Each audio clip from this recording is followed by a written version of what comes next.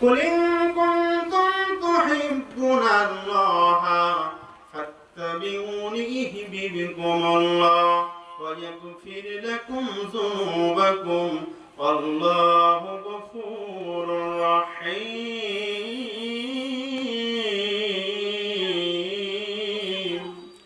আল্লাহ রাব্বুল আলামিন ডাক দিয়ে বলেন, হে রাসূল, হে আমার হাবিব, আপনি বলে দেন যারা আমি আল্লাহ তাআলাকে ভালোবাসতে চাই তারা যেন আপনি রাসূলের অনুসরণ করে, আপনি রাসূলের আনুগত্য করে। তাহলে আপনার আনুগত্য যদি করতে পারে তাহলে আমি আল্লাহ তাআলাকে ভালোবাসা হবে, আর আমি আল্লাহ তাআলাও তাদেরকে ভালোবাসবো। বিনিময়ে তাদের জীবনের গুনাহ খাতা মাফ করে দেব। আমি আল্লাহ রাব্বুল আলামিন গুনাহ ক্ষমাকারী।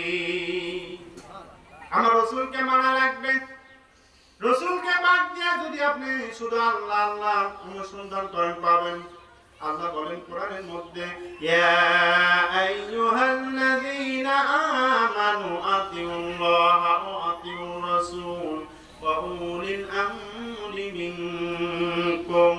হে ইমানদারগণ, তোমরা যারা ঈমান এনেছো, ঈমানদারদেরকে ডাক দিয়ে আল্লাহ রাব্বুল আলামিন বলেন, তোমরা যারা ঈমান এনেছো তাদেরকে আমি আল্লাহ তাআলা সংবাদ দিচ্ছি, তাদেরকে বলতেছি তোমরা আমি আল্লাহ তাআলার আনুগত্য করো, আর আমার আনুগত্য করার পরে আমার রাসূল যে আছে আমার রাসূলের আনুগত্য করো। সুবহানাল্লাহ বলে।